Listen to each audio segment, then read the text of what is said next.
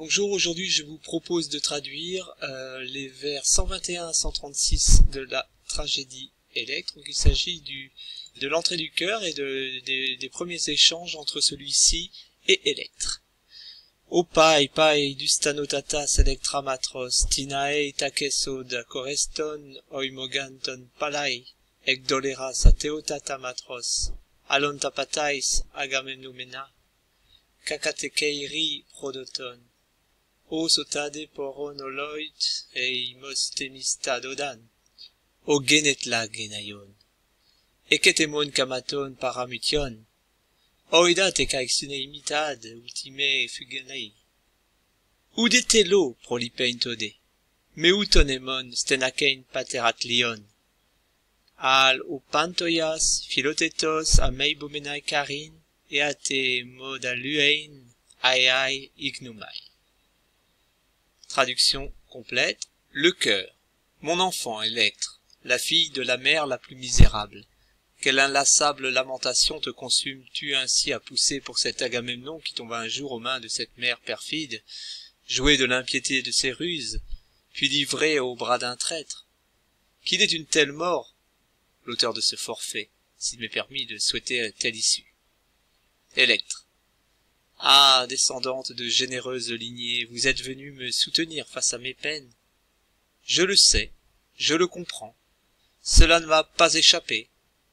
Mais je ne veux pas abandonner mon devoir. Je ne veux pas cesser de gémir sur mon malheureux père.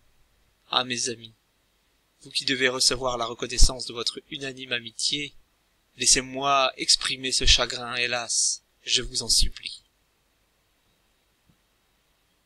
Ô Pai, mon enfant. Pai, la fille.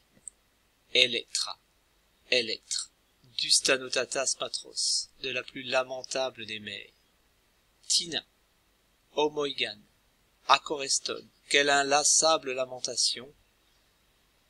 Aïe, toujours, Takeis, Odé, te consumes-tu ainsi. Quelle inlassable lamentation te consumes-tu ainsi à pousser. Ton, Agamemnomena, Agamemnon, pour cet Agamemnon. Alonta, pris, Agamemnon est pris, pour l'Agamemnon pris. Ekdoleras matros, à cause d'une mère perfide. Apatais ateotata, jouer de l'impiété de ses ruses, donc prise au piège par une mère perfide, jouer de l'impiété de ses ruses. Ateotata est un superlatif de l'adverbe, le moins pieusement, avec le plus d'impiété possible.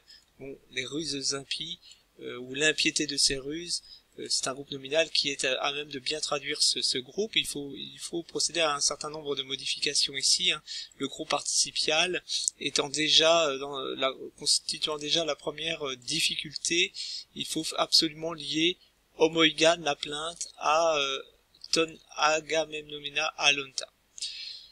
Donc, te consumes-tu ainsi à pousser pour cet Agamemnon qui tomba un jour, hein, palai c'est un jour, aux mains de cette mère perfide, jouet, vous voyez, j'ai ajouté le mot jouet de l'impiété de ses ruses. Alors, sinon, nous avons deux compléments de cause ou de moyens, ekdoleras matros d'une part, et apatais, ce qui dépasse sans poser problème.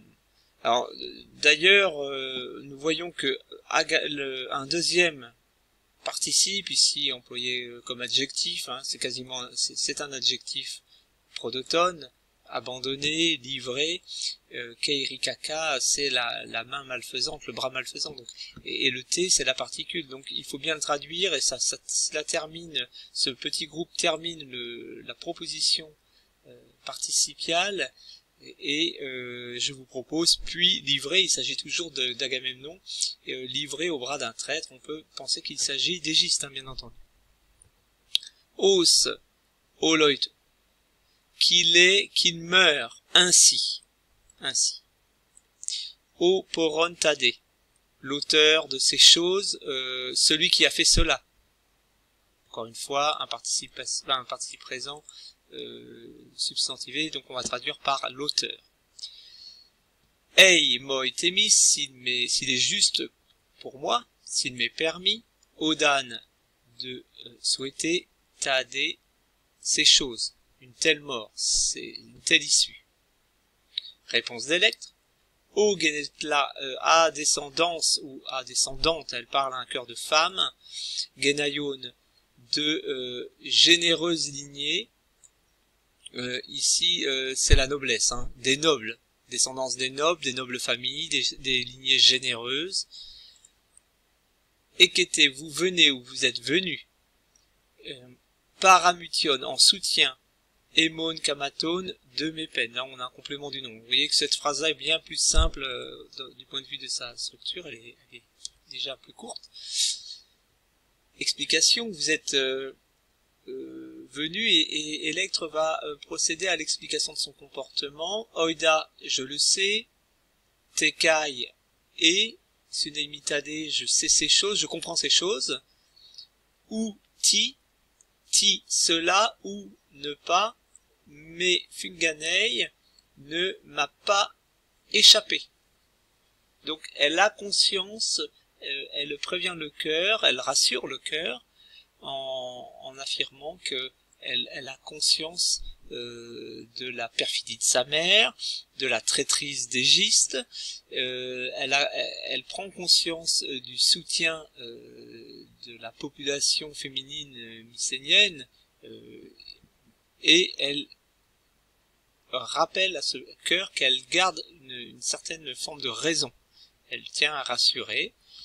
Cela étant, elle apporte une nuance dans la deuxième partie de cette réplique, en insistant, en répondant à la première question du cœur, hein, pourquoi continues-tu à te lamenter,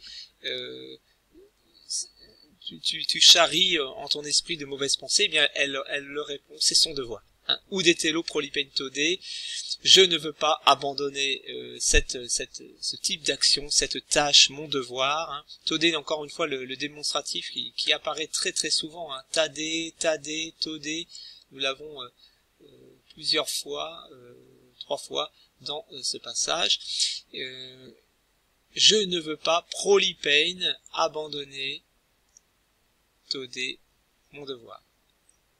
Mais où et ne pas Stenakei, gémir, tonemon patera atlion sur mon malheureux père. Donc je ne veux pas cesser de gémir sur mon malheureux père. Donc le tempérament d'Electre apparaît comme inchangé depuis la mort de son père et elle tient à le clamer.